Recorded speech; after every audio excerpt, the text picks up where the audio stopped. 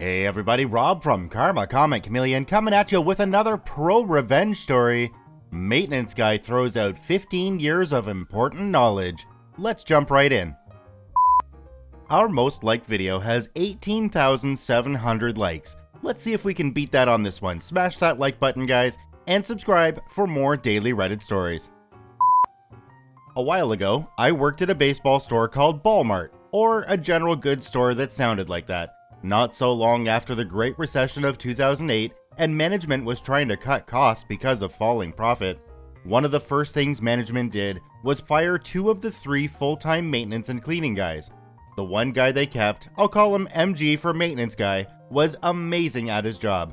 Everything in the store ran well because of him and his willingness to go beyond what was required to help people. A genuinely nice guy. For 6 months, management tried to make having 1/3 of a maintenance staff work, and it failed miserably. Maintenance guy could not do everything, and over time, management increasingly asked him to coordinate some part-timers that were supposed to do the cleaning and carts. He spent so much time coordinating that he had no time for maintenance. The night crew was also cut, so they couldn't pick up the slack. Then 2 things happened within the space of a week that told management how important he was to the store running well. First, some cleaning machines broke down. Turns out they have to be properly cleaned weekly. If left alone, they gum up real bad and parts wear out quickly. A several $1,000 repair bill because he was told to prioritize coordinating part-timers over tinkering with machines. A few days later, the deli lady nearly quit after the blade on the deli slicer went flying off and could have cut her face badly. Turns out that the bolt that held it in place was loose, and maintenance guy had tightened it weekly for her.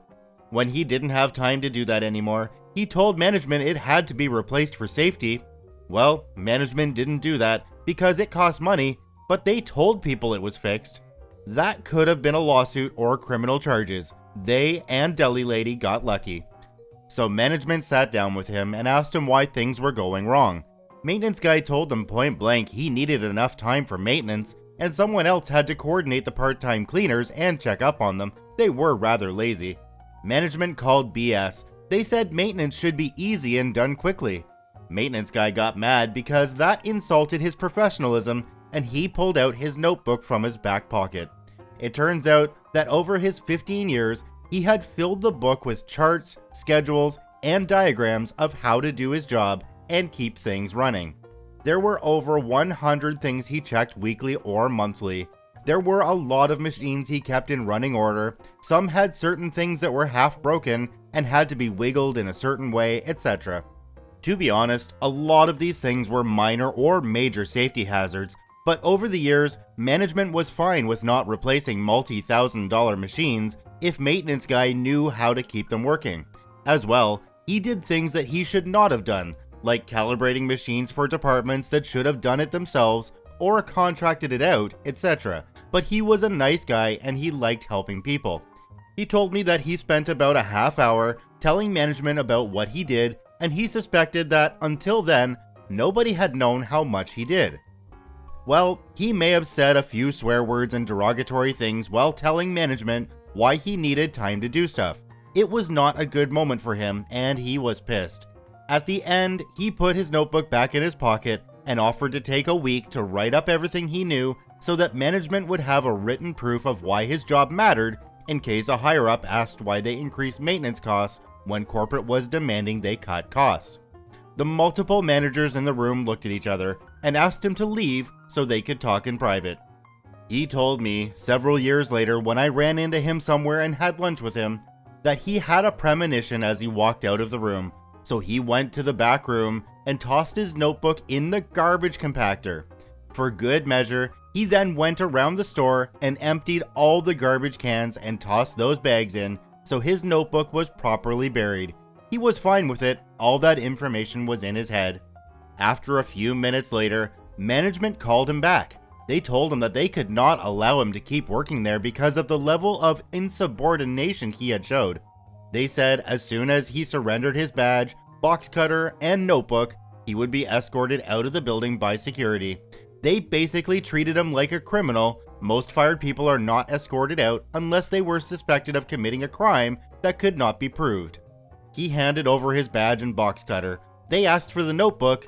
He said he threw it in the compactor. Their eyes went wide and they asked why he threw it out. He said he thought he was going to write everything up nicely on the computer from memory, so he thought he was done with the notebook. At this point, management starts looking at each other worried because they had intended to take his book, fire him, and have a less subordinate part-timer who doesn't get expensive benefits like a full-timer do his job. Now they couldn't. One of the managers suggested that he be allowed to write up the info before being escorted out. The others agreed. He was given the chance to be unfired just long enough to give them the info. How kind. He laughed and walked out, head held high, and management followed him to his car to make sure he left. I don't have exact numbers, but I guesstimate the store had to spend at least $20,000 or $30,000 to replace stuff that maintenance guy had kept working beyond the equipment's lifespan, and the new guy they hired had a hell of a time figuring out how things worked. To be honest, in a few cases, maintenance guy had gone too far, like creating fire hazards by taping broken chargers together after rewiring them instead of tossing them, but management had never complained when he saved them money. There was also a lot of things that should have been done by the health and safety team or the departments, but they also never complained about having less work. I asked him if throwing out that notebook was illegal, but he said it was personal property to help him remember things. It was not a work-provided notebook. He was proud of what he did. His pride clearly showed in how he told the story. He said that nobody is allowed to question his professional judgment by implying he is lazy. I agree. I really enjoyed how maintenance guy made it clear just how valuable he was in that store, even though he wasn't going to be there anymore. OP actually edited the story, and it's quite a long one, and I feel it definitely helps to tell the story, so we're going to go into that one now. It says, after reading the comments, I'll say a few things to clarify some things. It might be too late for that, but I don't check Reddit while I sleep. Number 1, I came in the day after the deli machine incident. I was hearing things, and I asked someone what happened. I was told that the machine malfunctioned while the deli lady was using it, and she freaked out and refused to come in.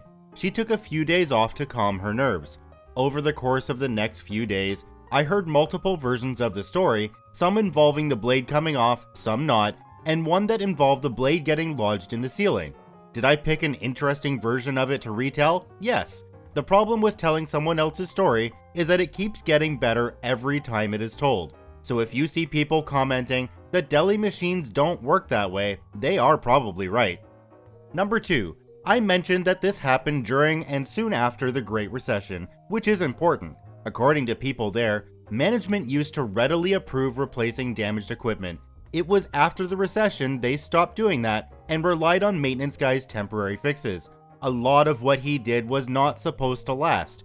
He was really pissed at the end because multiple times management had refused to replace stuff that was obviously broken, and at times, management had told them they would replace something and then change their minds without telling him. That is why he really snapped at the end.